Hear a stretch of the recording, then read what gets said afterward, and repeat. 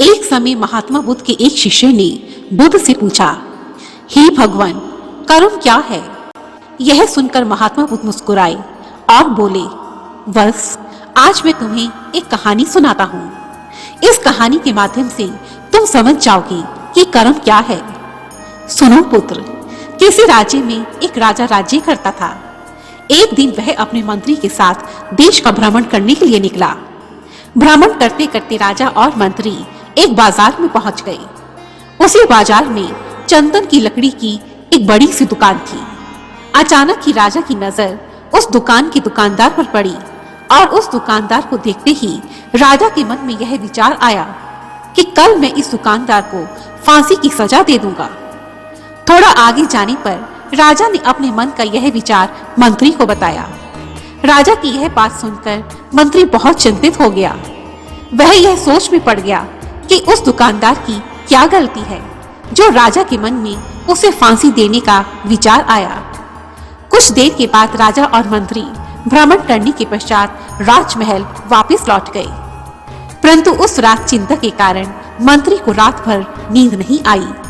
अगली सुबह मंत्री ने एक साधारण आदमी का भेष बनाया और उसी दुकानदार की दुकान पर पहुंच गया और उस दुकानदार से पूछा, भाई, तुम क्या बेचते हो? दुकानदार ने उत्तर दिया, मैं चंदन की लकड़ी बेचता हूँ। उसके बाद मंत्री ने आसपास के लोगों से भी दुकानदार के बारे में पूछताछ की तो सभी लोगों ने मंत्री से कहा, यह दुकानदार तो हमेशा ही दुखी रहता है।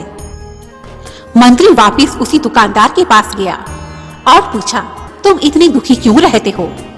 यह सुनकर दुकानदार ने कहा, भाई, मेरी दुकान पर बहुत से लोग आते हैं। वे सब चंदन की लकड़ी को सूंघते हैं और कहते हैं, ये चंदन की लकड़ियां तो बहुत ही सुंदर है, इनमें से अच्छी सी महक भी आती है। परंतु कोई भी ग्राहक मेरी इन लकड़ियों को खरीदता नहीं है, इसलिए मेरी दुकान पर कोई कमाई नहीं होती और इसी कारण मैं दुखी रहता हूँ। उस दुकानदार की यह बात सुनकर मंत्री को भी दुख पहुंचा। मंत्री सोचने लगा कि यह दुकानदार तो पहले ही अपनी कमाई न होने के कारण इतना दुखी रहता है, फिर हमारे राजा के मन में इसे फांसी देने का विचार कैसे आया? मंत्री को अपने इस प्रश्न का उत्तर अभी तक नहीं मिला था और इसी प्रश्न के उत्तर की गहराई में जाने के लिए उसने फिर दुकानदार से पूछा, अरे भाई, तब तुम क्या करोगे अगर तुम्हारी दुकान की सारी चंदन की लकड़ियां ऐसे ही रखी की रखी रह जाएंगी? यह सुनकर दुकानदार थोड़े गुस्से में आ गया और बोला, हाँ, मैं जानता हूँ, मेरी चंदन की लकड़ियां ऐसे ही रखी रह जाएंगी, इन्हें कोई नहीं खरीदेगा। इसलिए मैं यह चाहता हूँ कि हमारे देश का राजा जल्दी से मर जाए।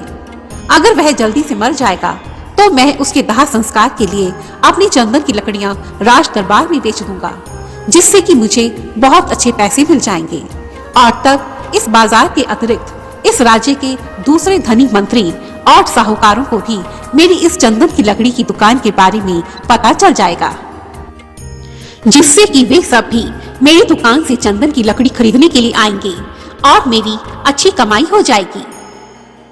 मंत्री दुकानदार की यह बात सुनकर हैरान हो गया। अब उसे इस बात का उत्तर मिल गया था कि क्यों राजा इस दुकानदार को फांसी देने के बारे में सोचता है, क्योंकि यह दुकानदार हमेशा राजा की मृत्यु के विषय में सोचता है और उसकी इस सोच की वाइब्रेशंस राजा तक भी पहुंच जाती हैं, जिससे राजा भी इसे फांसी देने की सोचता है। यह सब दुकानदार की गलत सोच के कारण हो रहा था। तब मंत्री ने सोचा कि अगर दुकानदार इसी तरह से राजा की मृत्यु के बारे में सोचता रहा तो एक दिन इसका परिणाम बहुत गलत होगा। इसलिए मंत्री ने दुकानदार की उस सोच को बदलने के बारे में सोचा और उसके मन में एक सुंदर विचार आया। उसने दुकानदार से थोड़ी चंदन की लकड़ी खरीदी, जिससे कि दुकानदार को पैसे मिल गए और इससे वह थोड़ा खुश भी हो गया। अब मंत्री वह लकड़ी लेकर राज दरबार में गया। राज दरबार पहुंचकर मंत्री ने उन चंदन की लकड़ियों को राजा के समक्ष रख दिया और कहा, हे राजन, ये चंदन की लकड़ियां उसी दुकानदार ने आपको उपहार में भेजी हैं, जिस दुकानदार को आप फांसी देने की सोच रहे थे। राजा ने उन लकड़ियों को सूंघा और बहुत ही खुश हुए और कहा, मंत्री, ये चंदन की लकड़ियां तो बहुत ही खुशबूदार है। राजा ने खुश होकर मंत्री को कुछ स्वर्ण मुद्राएं इनाम में दी और कहा, जाओ मंत्री, ये स्वर्ण मुद्राएं उस दुकानदार को इनाम में दे देना और कहना कि जब भी महल में चंदन की लकड़ी की जरूरत पड़ेगी तब तुम्हारी दुकान से ही चंदन की लकड़ी खरीदी जाएगी। यह सुनकर मंत्री मुस्कुराने लगा और सोचने लगा कि अब तो राजा उस दुकानदार से बहुत खुश हो गया है, इसलिए उसके मन में दुकानदार को फांसी देने का विचार नहीं आ सकता। मंत्री स्वर्ण मुद्राओं को लेकर दुकानदार के पास गया।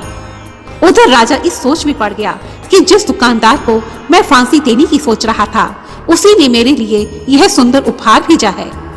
ऐसा सोचकर उसके मन में दुकानदार के लिए दया और प्रेम की भावना उमड़ पड़ी और तब राजा ने सोचा कि अब मैं सदा उस दुकानदार का भला करूंगा। राजा की इस सोच की वाइब्रेशंस दुकानदार तक भी पहुंची। जब मंत्री उस दुकानदार के पास स्वर्ण मुद्राएं लेकर गया और दुकानदार से कहा, देखो भाई, राजा को तुम्हारी चंदन की लकड़ी बहुत पसंद आई है और तुम्हारी चंदन की लकड़ी के बदले उन्होंने ये स्वर्ण मुद्राएं तुम्हारे लिए भेजी है और यह भी कहा है कि आज के बाद राजमहल में चंदन की लकड़ी तुम्हारी दुकान से ही जाएगी।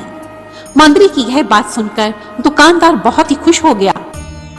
तब मंत्री ने दुकानदार से कहा, देखो भाई, तुम जिस राजा की मृत्यु की इच्छा करते थे वही राजा तुम्हारी कितनी चिंता करते हैं। मंत्री की यह बात सुनकर दुकानदार को अपनी सोच पर बहुत अफसोस हुआ। उसके मन में राजा के लिए प्रेम और आदर का भाव उत्पन्न हुआ। उसने मंत्री से कहा, नहीं भाई, अब तो मैं यह सोचता हूँ कि हमारे राजा को मेरी उम्र भी लग जाए। दुकानदार की यह बात सुनकर मंत्री बहुत ही खुश हुआ और वह खुशी खुशी राजमहल वापस चला गया। और इस प्रकार मंत्री ने अपनी सूझबूझ से राजा और दुकानदार दोनों की सोच को बदल दिया और इस प्रकार एक दुष्कर्म को होने से रोक लिया। और यहीं पर महात्मा बुद्ध ने इस कहानी को समाप्त कर दिया और अपने शिष्य से कहा, पुत्र, अब तुम्हें पता चल गया होगा कि असली कर्म क्या है। हे पुत्र, हमारी हर एक मिनट की सोच, हमारा हर विचार ही हमारा असली कर्म है, क्योंकि जैसा हम सोचते हैं उसी के अनुसार हम कर्म करते हैं।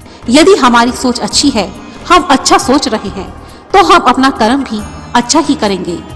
यही नहीं, हमारी हर सोच की तरंगें दूसरों तक भी पहुंचती हैं, जिससे दूसरे भी इससे प्रभावित होकर अच्छा कर्म ही करेंगे और इन अच्छे कर्मों का परिणाम भी अच्छा ही होगा, जिसके फलस्वरूप हम अपने जीवन में खुश रहेंगे, सुखी रहेंगे। इसलिए यदि आप अपने जीवन में खुश रहना चाहते हैं तो अपनी सोच अच्छी रखिए, अपने विचार अच्छे रखिए, क्योंकि हमारी हर सोच ही हमारा असली कर्म है। धन्यवाद दोस्तों। मेरी दूसरी कहानियों को देखने के लिए रेड कलर के बटन को प्रेस कर मेरे इस चैनल को सब्सक्राइब करें और साथ ही जो घंटी का साइन है उसे भी आप जरूर दबाएं। वीडियो को लाइक जरूर करें। धन्यवाद। जय माता दी।